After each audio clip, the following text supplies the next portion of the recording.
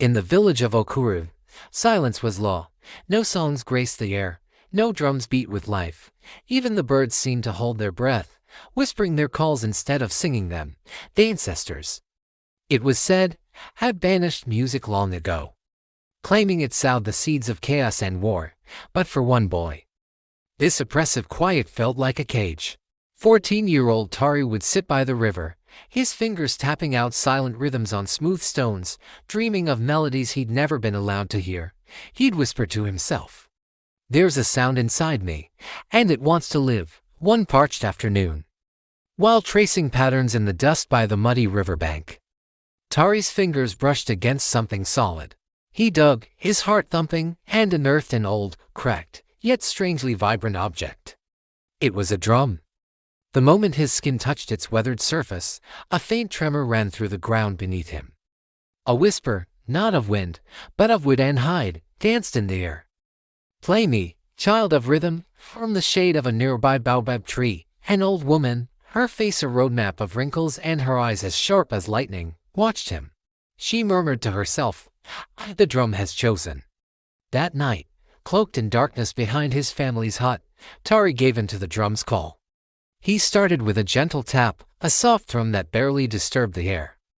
But the rhythm grew, pulsing stronger, more confident.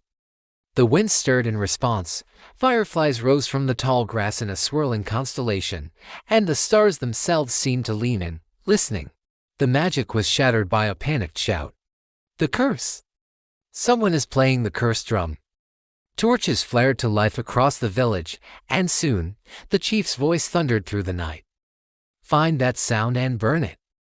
Fear seized Tari, but his hands wouldn't stop. The rhythm poured out of him, insistent and alive, as if the drum was now playing him. He fled, his feet barely touching the ground as he raced into the forest. There, in a clearing bathed in moonlight, the old woman appeared before him. "I am Mama Ijeoma," she said, her voice calm and steady. "Long ago, this drum was the heart of our land. Its rhythm brought the rains and made the earth fertile. But men twisted its power, using music to march to war.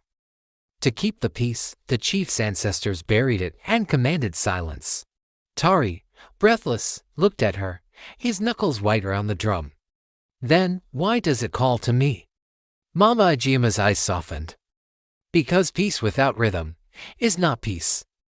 It's fear." She placed a reassuring hand on his shoulder. "But be warned, boy. If you play again, you won't just awaken the rain. You'll awaken the truth." Weeks turned into a month, and the drought's grip tightened. The sun baked the earth into a cracked mosaic of despair. Crops withered on the stalk, and the river shrank to a muddy trickle. The people were hungry, their faces etched with worry. The elders prayed, making offerings to the silent ancestors, but the sky remained a merciless, empty blue. Then, one scorching afternoon, Tari made a choice. He took his drum and climbed the sacred hill overlooking the village. He raised his hands, closed his eyes, and played.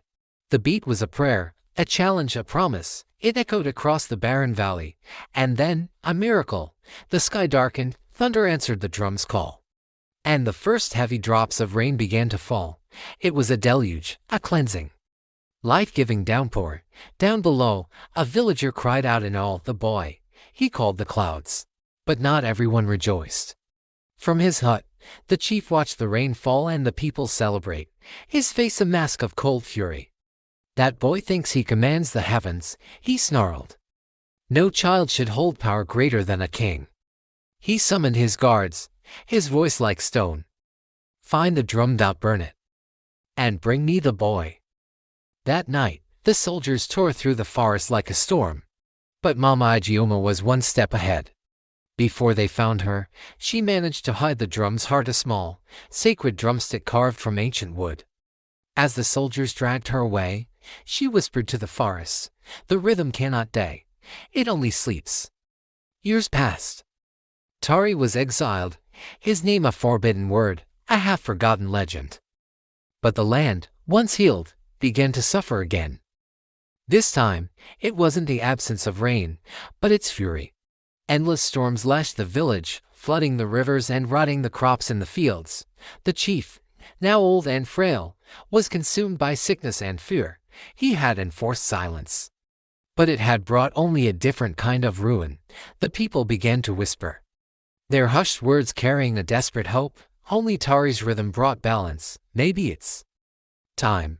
One tempestuous night, a bolt of lightning struck the sacred hill, illuminating a figure standing against the raging storm. It was Tari. He was no longer a boy, but a man, his face weathered by exile, his eyes holding the wisdom of the wild. In his hands was a drum, rebuilt from memory and will. He walked into the trembling village and spoke, his voice carrying over the wind. This rhythm isn't a curse. It's our heartbeat. We just forgot how to listen. He began to play.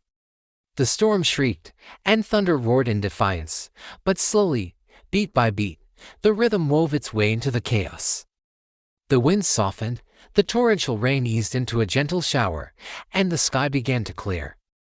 The chief stumbled from his hut, his body trembling, tears of regret mixing with the rain on his face. I silenced what could have healed us, he wept. He laid his staff of leadership at Tari's feet. Lead them not with fear, but with rhythm. When the new dawn broke, it was greeted not by silence, but by music. Children tapped on gourds by the river, and the elders' voices rose in songs of gratitude. From the hills, Mama Agioma watched, a knowing smile on her face. The land beats again, she whispered. The drought was a memory, the storms had passed, and the silence was finally, beautifully, broken. Years later, another child, playing by the river, found a small, intricately carved drumstick half buried in the mud. He picked it up and tapped it softly against a stone. And on the wind, a voice echoed through the ages, a timeless promise: the rhythm never dies. If you've ever felt silenced by fear, or been told that your unique gift doesn't matter, remember Tari and his drum. Rhythm doesn't ask for permission. It just lives inside you. The Drum of Destiny is a story that shows us that while silence may keep order, only rhythm can truly bring life. Thanks for watching. If this story resonated with you, please hit that like button and subscribe for more tales that stir the soul. Until next time, keep listening to your own beat.